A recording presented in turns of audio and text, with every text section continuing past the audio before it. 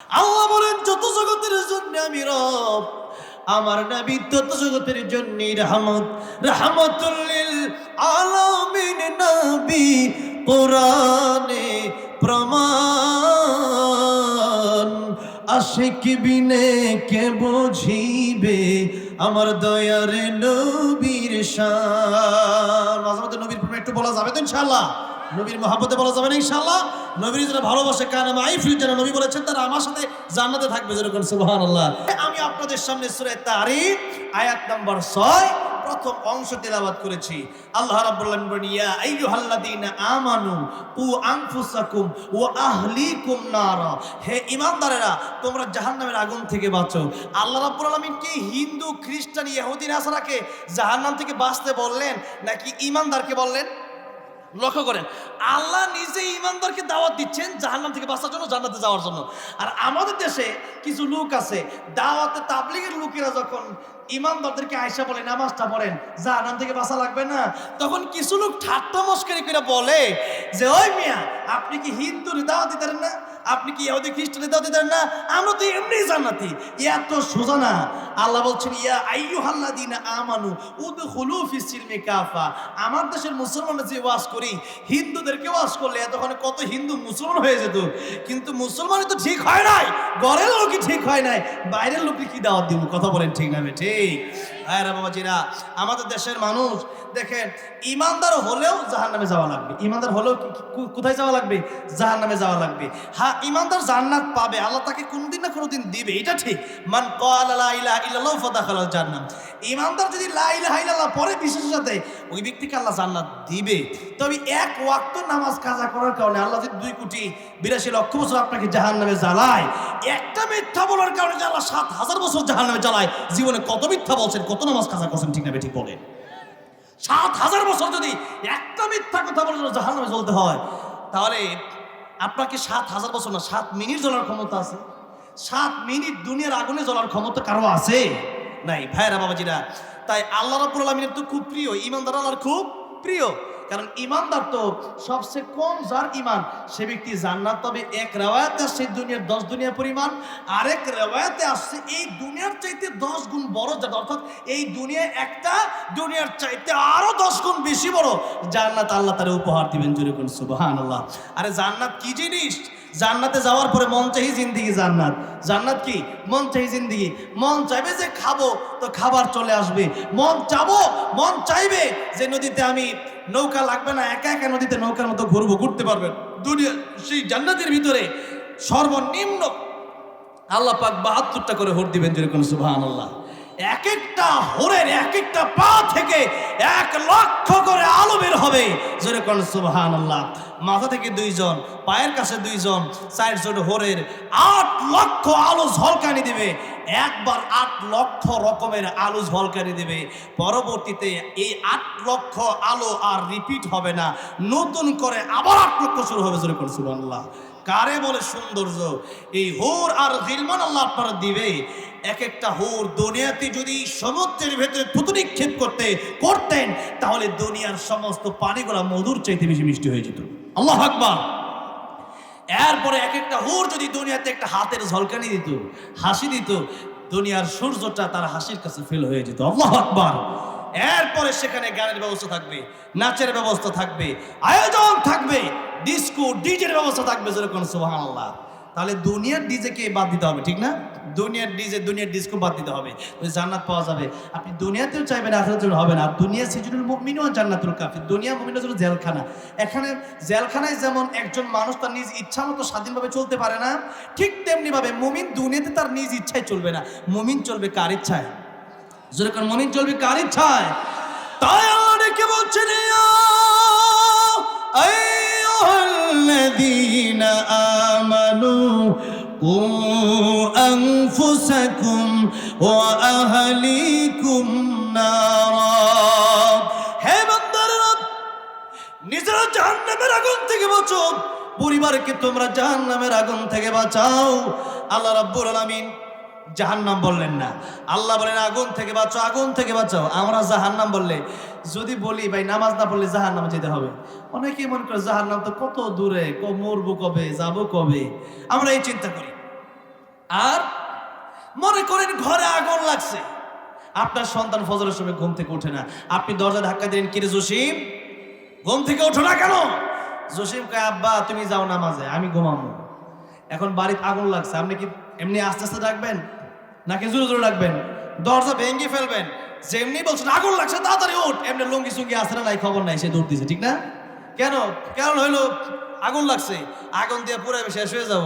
এখন দুনিয়ার আগুনের জন্য তার কত ভয়, আর সেই জাহান্নামের আগুন দুনিয়ার চাইতে কোটি কোটি গুণ বেশি ভয়ানক হবে। সেই আগুনের কথা যদি বলা হয় যে নামাজ না পড়লে জাহান্নামে যাওয়া লাগবে, তখন সেই লোকটা ওইটারে কিছু মনেই করে না। সেই জন্যে আল্লাহ বললেন নার বললে মানুষ বেশি বুঝে, তাই আল্লাহ জাহান্নাম ডাইরেক্ট বলেন। আল্লাহ বলেন আগুন থেকে বাঁচো। কোন আগুন? জাহান্নামের আগুন। আর জাহান্নাম বুঝলাম কেমনে? আল্লাহ বলেন কুদুহান নাস ওয়াল হিজারা, এটা দুনিয়ার আগুন না, যে আগুনের ইন্ধন হবে মানুষ এবং পাথর, মানুষ এবং পাথর হবে জাহান্নামের আগুনের ইন্ধন। সুতরাং এখান থেকে আমরা বুঝতে পারলাম, আল্লাহ বললেন হে পৃথিবীর ঈমানদারেরা, তোমরা ঈমান এনেছো, আমি আল্লাহ চাই না তোমরা জাহান্নামে জ্বলো ঈমান আনার পরেও। সেই জন্য আল্লাহ ঈমানদারকে জাহান্নাম থেকে বাঁচার ওয়াজ করলেন। এখন অনেকে প্রশ্ন হতে পারে, আল্লাহ ঈমানদারকে না বললা এখানে মুশরিক কাফেরদেরকে বললেন না কেন? যারা হিন্দু খ্রিস্টান কাফের, এরা তো তাদের তো ঈমানই নাই, আল্লাহরই বিশ্বাস করে না। এখন তারা জান্নাত আর জাহান্নাম বিশ্বাস করবে কোন জায়গা থেকে? তাদেরকে জান্নাত জাহান্নামের ওয়াজ করা যেই কথা, কুত্তা বিলাইয়ের ওয়াজ করা একই কথা। কথাটা বোঝেন নাই? এদেরকে যদি জাহান্নাম থেকে বাঁচায়, একবার জাহান্নাম আবার কি, মরার পরে তো সব শেষই। কথাটা বোঝেন নাই? এই জন্য আল্লাহ রাব্বুল আলামিন ঈমানদারকে বলেন, ঈমানদার তুমি জাহান্নামের আগুন থেকে নিজে বাঁচো, পরিবারকে বাঁচাও।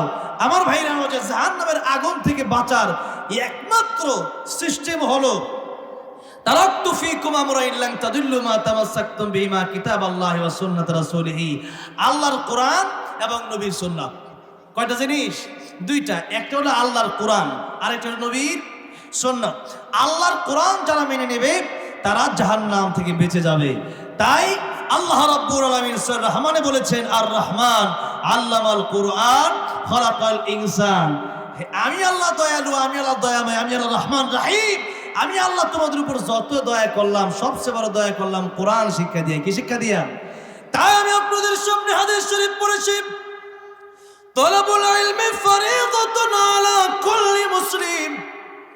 দ্বীন ইলম শিক্ষা করা, কোরআন শিক্ষা করা প্রত্যেকের জন্য ফরজ, শিখতেই হবে। সামনে রমজান মাস আসতেছে, রমজান মাস আসার আগে আগে এই মাসে কোরআন শিখে ফেলতে হবে, ঠিক আছে না ইনশাআল্লাহ? এই মাসে নবীজি নেক আমল বাড়াই দিতেন। নবীজি বলেন শাবানু শাহরি ওয়া রমাদান শাহরুল্লাহ। শাবান হলো আমার মাস আর রমজান হলো আল্লাহর মাস। নবীজি যেই মাস সম্পর্কে বলেছেন আমার মাস, সেই মাসের দাম আছে না নাই? নবীজি বলেন শাবান আমার মাস। নবীজি যেই মাসকে নিজের সাথে নিসবত করেছেন, নবীজির সাথে যার সম্পর্ক, নবীজি মক্কাতে ছিলেন, সেখানে কোরআনের যে সূরাগুলো নাজিল হয়েছে ওই সূরাগুলো হয়ে গেছে মাক্কি সূরা। নবীজি মদিনাতে গিয়েছেন, সেখানে যে সূরাগুলো নাজিল হয়েছে ওই সূরার নাম হয়েছে কি? মাদানী সূরা। নবীজি মদিনায় যাওয়ার আগে মদিনার নাম ছিল ইয়াসরিব, আর যখন মদিনায় নবীজি গেলেন সেই জায়গার নাম হলো কি? মদিনাতুর রাসূল সাল্লাল্লাহু আলাইহি ওয়াসাল্লাম। নবীজির খাদেম যায়েদ রাদিয়াল্লাহু আনহু নবীজিকে ভালোবেসেছেন। তাম পৃথিবীর সব রাজা বাদশাগুলোর এক পাল্লায় উঠাই দিলে আর যায়েদকে আরেক পাল্লায় উঠাই দিলে কার দাম বেশি হবে? যায়েদ রাদিয়াল্লাহু আনহুর দাম বেড়ে যাবে। কারণ তিনি নবীজিকে দেখছে, যে নবীকে স্বপ্ন দেখলে জাহান্নাম হারাম হয়ে যায়, সেই নবীকে বাস্তবে দেখেছে, নবীর খেদমত করেছে, নবী যারে ভালোবাসলো, নবীর যে যায়েদ ভালোবাসলো, সেই যায়েদের দাম আছে না নাই? সেই যায়েদ রাদিয়াল্লাহু আনহু নবীর খাদেম হওয়ার কারণে যায়েদের দাম বেড়ে গেছে। তার নবী যে মাসকে নবীর সাথে নিসবত করলেন, ওই মাসের দাম আছে না নাই? এবং নবী যে মাসে এত পরিমাণ রোজা রাখতেন, রমজানের পরে আল্লাহর নবী বাকি 10 মাসেও এত রোজা রাখতেন না। আম্মা জানা আয়েশা সিদ্দিকা রাদিয়াল্লাহু আনহা বললেন, ইয়া রাসূলুল্লাহ, ইয়া হাবিবাল্লাহ, ওগো নবীজি এই মাসে আপনি এত রোজা কেন রাখেন? আল্লাহর নবী বলেন, আয়েশা রে, এই মাসে আল্লাহ রাব্বুল আলামিন কার মৃত্যু হয়ে যাবে এই বছর, আগামী শাবানের মাসের আগ পর্যন্ত 1 বছরে কার কার মরণ হয়ে যাবে, আল্লাহ রাব্বুল আলামিন মালাকুল মউতের হাতে লিস্টটা দিয়ে দেন। মালাকুল মউতের হাতে এই শাবান মাসে কার কার মরণ এই বছর হবে, এই লিস্টটা আল্লাহ পাক কোন মাসে দেন? শাবান মাসে দিয়ে দেন। আল্লাহ বিশ্ব নবী রাহমাতুল লিল আলামিন ডেকে বলেন, আয়েশা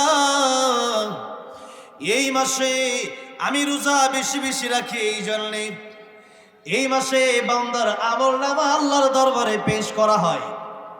এই মাসে বান্দার 12 মাসের আমলনামা আল্লাহর দরবারে পেশ করা হয়। কোন মাসে? শাবান মাসে, রমজানের আগের মাসে।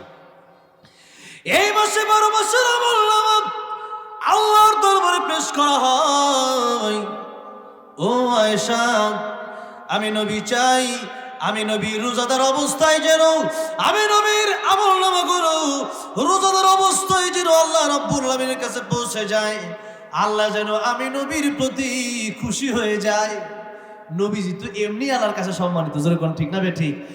এরপরেও আল্লাহ নবী বেশি বেশি রোজা রাখতেন। আর আমরা তো আমাদের জীবনে গুনার অভাব নাই, এরপর অনেক লোক আমার জীবনে গুনাই নেই, আমরা কি তওবা করব?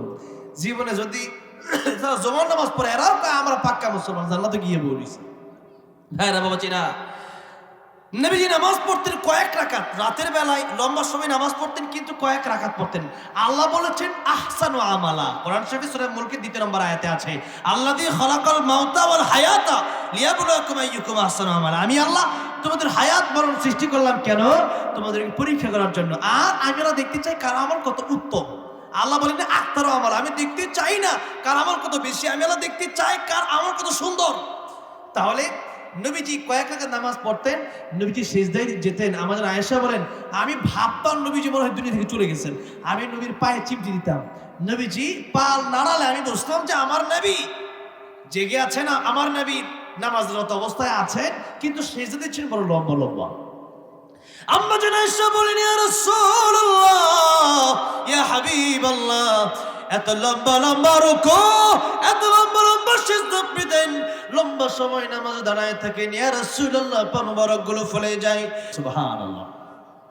অথচ আল্লাহর নবী বিশ্ব নবী রাহমাতুল লিল আলামিনের ব্যাপারে আল্লাহ বললেন, যত জগতের জন্য আমি আল্লাহ রব, তত জগতের জন্য আমার নবীকে আমি আল্লাহ রাব্বুল আলামিন বানায় দিলাম রহমত। আলহামদুলিল্লাহি রাব্বিল আলামিন। আর আমার নবীর ব্যাপারে আল্লাহ বলেছেন, ওয়ামা আরসালনাকা ইল্লা রাহমাতাল লিল আলামিন। আল্লাহু আকবার। আল্লাহ বলেন, যত জগতের জন্য আমি রব, আমার নবী তত জগতের জন্য রহমত, রাহমাতুল লিল আলামিন নবী কোরআনে প্রমাণ। আশিক বিনে কে বুঝিবে আমার দয়ার নবীর শান। মাঝে মধ্যে নবীর প্রেমে একটু বলা যাবে তো ইনশাআল্লাহ? নবীর মহব্বতে বলা যাবে না ইনশাআল্লাহ? নবীর যারা ভালোবাসে, কানা মাইফিল, যারা নবী বলেছেন তারা আমার সাথে জান্নাতে থাকবে, যেরকম সুবহানাল্লাহ। তো নবীর ভালোবাসা একটু বলা যাবে না? বলেন না, রাহমাতুল লিল আলামিন নবী রাহমাতুল লিল কোরআনে প্রমাণ। আশিক বিনে কে বুঝিবে আমার দয়ার নবীর শান। বলেন, উম্মত বিনে কে বুঝিবে আমার দয়ার নবী আমার মদিনারে বুলবুল। আমার আল্লাহ ভালোবেসে নামটি দিলেন মুহাম্মদ রাসূল। আল্লাহু আকবার। ওই নবীকে ভুল বুঝিলে, ওই নবীকে ভুল বুঝিলে থাকবে না ঈমান। আশিক বিনে কে বুঝিবে আমার দয়ার নবীর শান। বলেন না, আশিক বিনে কে বুঝিবে আমার ভাইরা, আমার বাবা যারা, আল্লাহ জগতের যত জগতের জন্য রব, তত জগতের জন্য আমার নবী রহমত। এরপরে আমার নবী আল্লাহর শুকরিয়া আদায় করার জন্য রাত ভর তিনি নামাজ পড়েন, লম্বা রুকু দেন, লম্বা সিজদা দেন। আম্মা জান আয়েশাকে বলেন, ও আয়েশা, আমি কি আল্লাহর শুকরগুজার বান্দা হব না?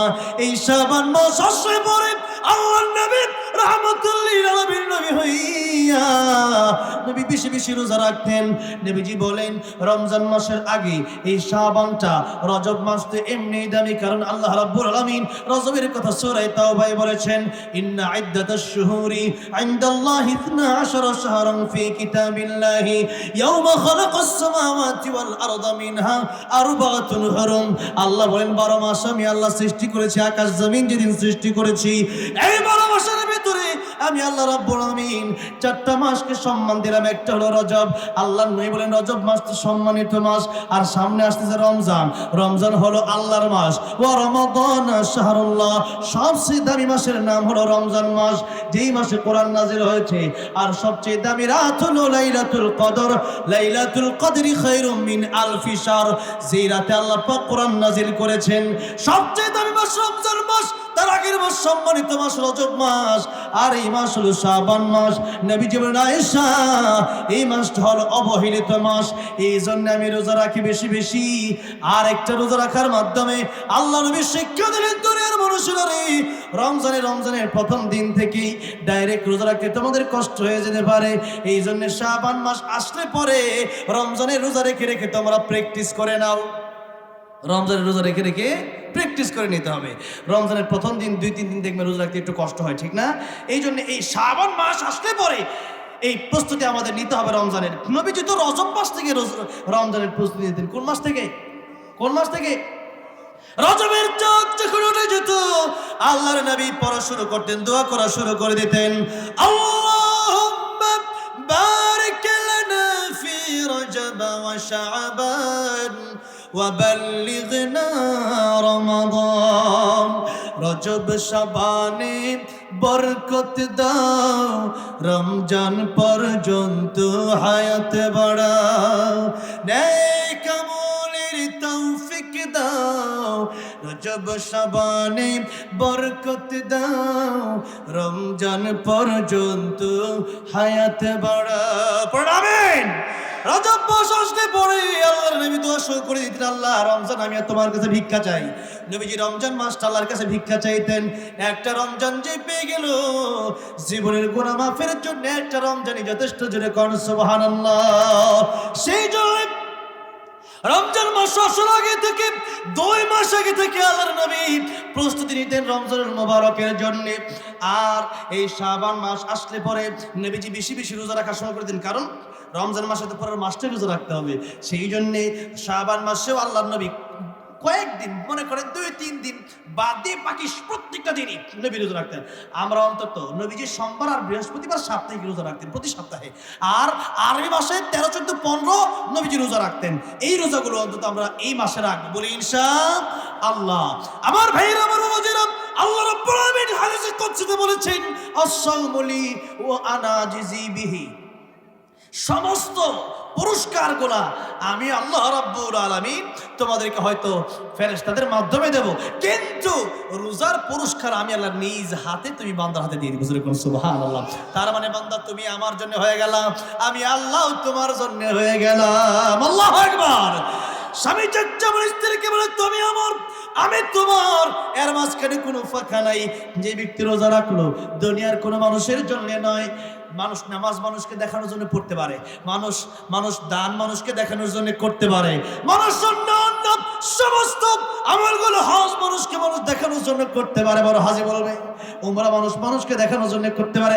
একটা মাত্র আমল, যে আমলটা মানুষকে দেখানোর জন্য করতে পারে না, ওই আমলের নাম হলো রোজা। রোজা যখন মানুষ রাখে আল্লাহর জন্যই রাখে। আপনি রমজান মাসে রোজা যখন রাখলেন তখন আপনি চুপচাপে বাথরুমের ভিতরে গিয়া আপনি 1 গ্লাস পানি খাইয়া বললেন, কেউ বুঝবে? কেউ বুঝবে? পর্দার আড়ালে 2টা সিঙ্গারা খায় মুখ টুক পুচ্ছা আবার বসছেন ইফতারের সময়। কিন্তু ইফতারের সময় যে ব্যক্তি রোজাদার আর যে ব্যক্তি রোজাদার না, দুইজন কি সমান? বরং যে ব্যক্তি রোজাদার না তার ভিতরে একটা সুর ভাব থেকেই যায়। কথা বল ঠিক যাবে? ঠিক যে আমি তো রোজা রাখি না, এর ভিতরে কোনো শান্তি লাগে না। আরেকজন যে ব্যক্তি রোজাদার সে যখন ইফতারটা করবে তার ভিতরে আলাদা শান্তি লাগে। 7 দিন রোজা রাখছে, আল্লাহ 1 মিনিট 2টা মিনিট বাকি আছে, পানির পিপাসায় কলিজা ফেটে যায়, এরপরও বান্দা পানি পান করে না।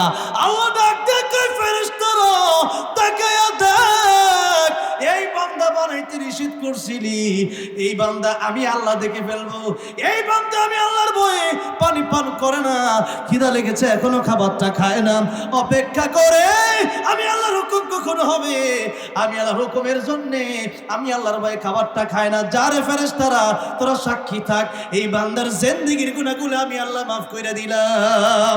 সুবহানাল্লাহ। আমার ভাইরা আমার বাবা, সেই জন্য রমজান মাসে আল্লাহর নবী আমল বাড়ায় দিতেন। কারণটা কি?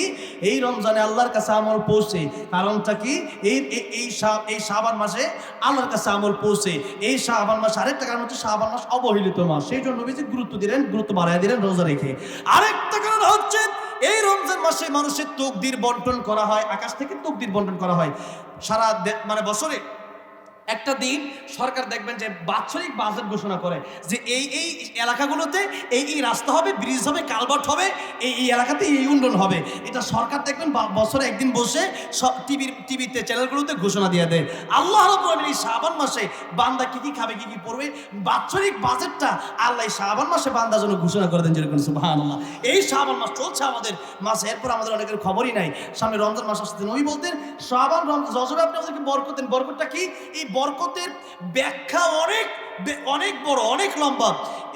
মানে এই বরকতের ব্যাপারে এসেছে, নবীজি বলতেন আল্লাহ আপনি আমাদের হায়াতে বরকত দেন, আয় আল্লাহ আপনি আমাদের সময়ে বরকত দেন, আয় আল্লাহ আপনি আমাদের ইনকাম সোর্সে বরকত দেন, আয় আল্লাহ আপনি আমাদের সম্পদে বরকত দেন। কারণ হায়াত যদি না থাকে রমজান তো পাবোই না। এরপরে হায়াত আছে, কিন্তু রমজান মাসে যেন আল্লাহ দুনিয়ার পিছনে দুনিয়া কামানোর জন্য ছুটতে না হয়, আল্লাহ এই পরিমাণ সম্পদ দেন যাতে করে রমজান মাসটা শুধু ইবাদত করে কাটাইতে পারি, ওই সময় যে দুনিয়ার কোনো ধান্দা আমার ভিতরে না থাকে। যেরকম সুবহানাল্লাহ। ভাইরা বলছে সেই জন্যে নবীজি যেই শাবান মাসে আমল বাড়াই দিন, আমরাও আমল বাড়াবো। তবে একটা কথা বলে রাখতে হবে, রমজান মাস আল্লাহর কাছে এত দামি হওয়ার কারণ হচ্ছে এই মাসে কোরআন শরীফ নাজিল হয়েছে। এই মাসে কি নাজিল হয়েছে? কোরআন নাজিল হয়েছে। লাইলাতুল কদর, এই রাতের দাম হচ্ছে লাইলাতুল কদরি খায়রুম মিন আলফি শাহর। আল্লাহ বলে হাজার মাসের চাইতে বেশি দাম আমি আল্লাহর কাছে।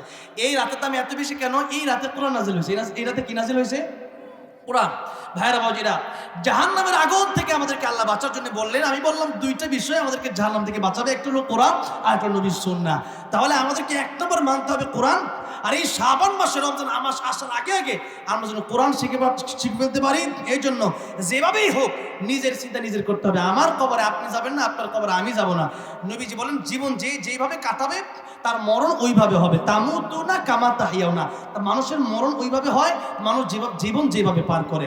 একজন লোক সারা জীবন শুধু তার নেশার সাথে সম্পৃক্ত, মরণের আগেও তার ওইটাই মনে পড়ে যাবে। একজন লোক আশরাফ আলী থানভী রাহমাতুল্লাহ কাছে কয়েকজন যুবক গেল, বলল হুজুর আমার বাবা মৃত্যুর সময় খালিমা পড়তে পারে না। কি বলে?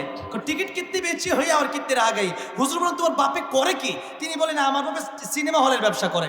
প্রতিদিন বিকেলে গিয়ে জিজ্ঞেস করে টিকিট কিতনি বেচি হই, টিকিট কয়টা বেচছো, আর টিকিট কিতনি বাকি হে, টিকিট কয়টা বাকি আছে। তখন আমার বাপে মরার আগ দিয়ে মুমূর্ষু অবস্থা খালি এইটাই কয় টিকিট কিতনি বেচি হই, কিতনের আগেই কিতনি বেচি। হুজুর বলতেছেন সিনেমা হল, তাড়াতাড়ি মাদ্রাসা বানাও। তোমার বাপের জন্য আমি দোয়া করছি। হুজুর দোয়া করলেন, মাদ্রাসা বানায় দেওয়া হলো সিনেমা হলকে। এবার তাকে কালিমা যখন পড়ায় দেওয়া হলো, তিনি পড়তে শুরু করলেন লা ইলাহা ইল্লাল্লাহু মুহাম্মাদুর রাসূলুল্লাহ। কিন্তু কথা হচ্ছে যে ওই যে লোকটা টিকিট কিতনি বুঝি তার কাজে ছিল ওইটাই বলতেছে মরার আগে। ভাইরা মজার, সেই জন্য জীবনটা আমাদের কোরআনের সঙ্গে পার করতে হবে, নিজে কোরআন শিখতে হবে। আল্লাহ বলেন কু আনফুসাকুম ওয়া আহলিকুম নার, তোমরা নিজেরা জাহান্নাম থেকে বাঁচো, পরিবারকে বাঁচাও। নিজেরা কোরআন শিখো, পরিবারকে শিখাও। ভাইরা বাবাজিরা, নিজের সন্তানকে যদি এই মাদ্রাসা পাওয়ার পরেও যদি কোরআন না শেখাতে পারেন, তাহলে বিপদটা কি? সন্তান বলবে আল্লাহ আমার বাপে আমার সব শিখাইছে, আপনি একটা দায়িত্ব কোরআনে দিয়েছিলেন। কোরআনটা পরিপূর্ণ মানতে হবে না? না অর্ধেক মানলে হবে? পরিপূর্ণ মানতে হবে। অর্ধেক মানে মুনাফিকরা, আর মুমিন পরিপূর্ণ মানে, মুসলমানরা কোরআন পরিপূর্ণ মানে। সেই জন্যে মুসলমানরা যারা কোরআন মানে তাদের একটা আয়াত এটাও যে পরিবারকে জাহান্নাম থেকে বাঁচানোর দায়িত্ব আল্লাহ রাব্বুল আলামিন আপনাকে দিয়েছেন। আপনি বাবা, আপনার সন্তানকে জাহান্নাম থেকে বাঁচানোর দায়িত্ব কিন্তু আপনার। হ্যাঁ, আপনি কোরআন শিখেলেন, সব করালেন, এরপরও সেই জাহান্নাম থেকে বাঁচতে পারে, সেটা আপনার দোষ না। আপনি কোরআন শিখান নাই, আপনি নামাজে তারা আসতে বলেন নাই, আপনি তারা জাহান্নামের পথ থেকে বাঁচায় জান্নাতের পথ দেখায় দেন নাই, তাহলে আপনার প্রশ্ন হবে তুমি তোমার সন্তানকে কেন মাদ্রাসায় দাও নাই, কেন কোরআন শিখাও নাই? হ্যাঁ, আপনার সন্তান ডাক্তার ইঞ্জিনিয়ার হবে, কোনো সমস্যা নাই। তবে আল্লাহ বলেন আল্লামাল কোরআন খালাকাল ইনসান, আগে কোরআন শিখলে পরে প্রকৃত মানুষ হওয়া যাবে। যারা কোরআন শিখে না তারা প্রকৃত মানুষ হতে পারে না। কারণ কোরআন এই কোরআন শিক্ষার মাধ্যমে সেই ব্যক্তি জানে যে এই পৃথিবীতে আমার কেউ দেখুক আর না দেখুক, যত গুনাহ করবো আমার দেখবে কে? আল্লাহ। এতটুকু ভয় তার ভিতরে চলে আসার এই শিক্ষাটাই কোরআনের শিক্ষা। হালাল হারামের শিক্ষা কোরআনের শিক্ষা, এরপরে জান্নাত জাহান্নামের শিক্ষা কোরআনের শিক্ষা, সুদ আর ব্যবসার শিক্ষা কোরআনের শিক্ষা। ভাইরা বাবুদের, এই জন্যে কোরআনের যে শিক্ষা এটা হলো জান্নাতের শিক্ষা। এই জন্যে আমাদের পরকালীন জীবনের চিন্তা আমাদের করতে হবে। নবী বলেন, আল কাইয়িসু মান দারা নাফসাহু ওয়া আমিলা লিমা বা'দা। প্রকৃত জ্ঞানী ওই ব্যক্তি যে ব্যক্তি নিজেকে নিয়ে চিন্তা করে আর পরকালের জন্য সে আমল করে নেয়, দুনিয়া কামানোর জন্য সে খালি করে না। আর পৃথিবীতে যত শিক্ষা আছে সমস্ত শিক্ষা মানুষের বানানো, একটা শিক্ষা আল্লাহর দেওয়া। সেই শিক্ষাটা কিসের শিক্ষা? কোরআনের শিক্ষা। এই জন্য নিজে কোরআন শিখতে হবে, এই মাদ্রাসায় নিজের সন্তানকে দিতে হবে। আর এটা আপনাদের জন্য আমাদের জন্য সকলের জন্য ফরজ, কারোর জন্য নফল নয়। আপনি অন্য শিক্ষা শিখলেন কিনা আল্লাহ জিজ্ঞাসা করবেন, কিন্তু কোরআন শিখছেন কিনা এই ব্যাপারে প্রশ্ন হবে। নামাজ ভঙ্গের কারণ 19টা। কোরআন 1 নম্বর নামাজ অশুদ্ধ পড়া, যাদের কোরআন অশুদ্ধ নামাজ ঠিকঠাক হবে না। এই জন্য নামাজ এই রমজান আসার আগে আগে আমরা কোরআন শিখে নিব, জাহান্নাম থেকে বাঁচার জন্য কোরআন শিখতে হবে। আল কোরআনু হুজ্জাতুল লাকা আও আলাইকা। নবী বলেছেন কোরআন কারো পক্ষে সাক্ষী দিবে, কারো বিপক্ষে সাক্ষী দিবে। যার পক্ষে সাক্ষী দিবে সে জান্নাতে চলে যাবে, যেরকম সুবহানাল্লাহ। আর যার বিপক্ষে সাক্ষী দেবে সে জাহান্নামে চলে যাবে। এই জন্য কোরআনের সাথে আল্লাহ পাক আমাদেরকে সম্পৃক্ত হয়ে কোরআন ওয়ালা হয়ে কবরে যাওয়ার তৌফিক দান করেন। জোরে বলেন আমিন। ওয়া আখিরু আলহামদুলিল্লাহি রাব্বিল আলামিন। এই মাদ্রাসার জন্য আপনারা দোয়া করবেন, সব সময় মাদ্রাসার পক্ষে থাকবেন। একটা সঙ্গীত আমি গেয়ে যাই। হ্যাঁ, যেহেতু আমার ভাইরা বাবাজিরা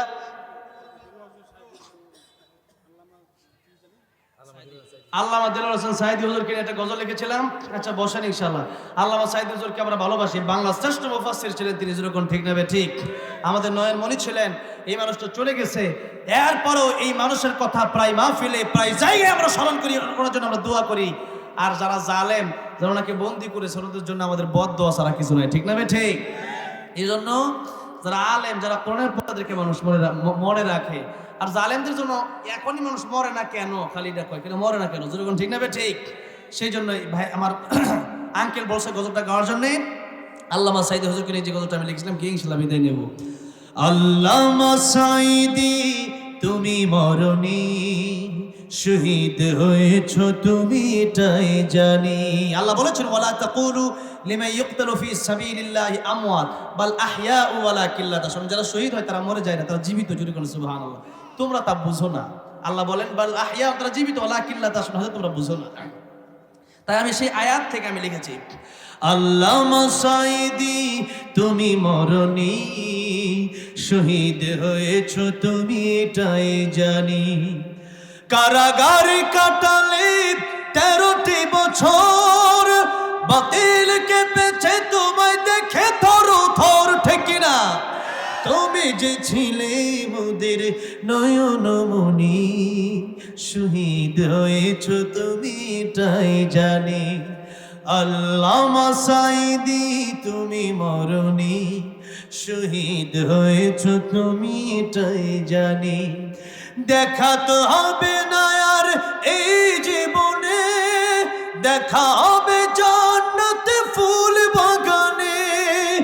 এই আশা কবুল করো আল্লাহ তুমি, শহীদ হয়েছ তুমি এটাই জানি। আল্লামা সাঈদী তুমি মরনি, শহীদ হয়েছ তুমি এটাই জানি। আল্লাহ পাক আমাদেরকে শাহাদাতের মৃত্যু দান করেন, পড়েন আমিন। আল্লাহ পাক আল্লামা সাঈদীর কবর জান্নাতের বাগান বানায় দেন, আমিন। ওয়া আখিরু দাওয়ানা আলহামদুলিল্লাহি রাব্বিল আলামিন। এই মাদ্রাসার জন্য দোয়া করবেন।